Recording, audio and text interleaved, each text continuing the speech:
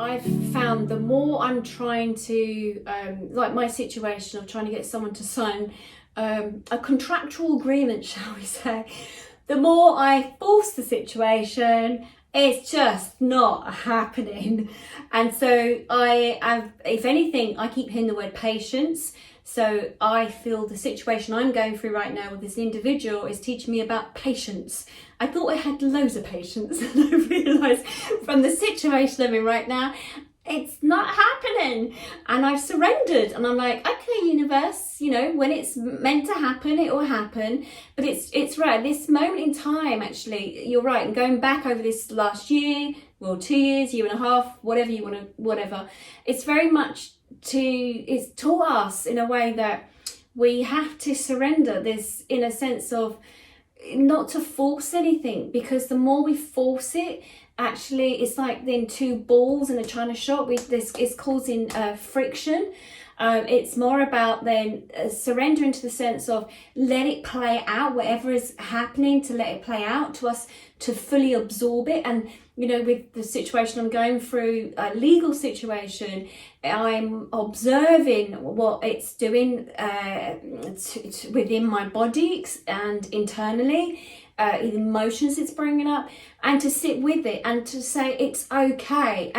They said, okay, this makes sense to a client today, it's okay to be vulnerable. There's strength in that vulnerability, but it's allowing myself to be vulnerable. You know, if you've been in protection mode from a young child for whatever reason there has been, or protection mode from either being hurt or, you know, something that's happened to you, you know, putting up the boundaries around you, you know, wanting to manage certain things, certain structures around you, and by managing them, you feel safe. And when something comes up, I can speak for myself, but I know for others and clients, when something you don't have control over, you can feel vulnerable, and the more you fight against it, the harder it is. So yeah, you're right, to allow yourself to absorb it, to watch it, to be with it, and to give yourself permission to sit with it. It actually then flows through your body in a different way, whereas instead of fighting it, it causes stress.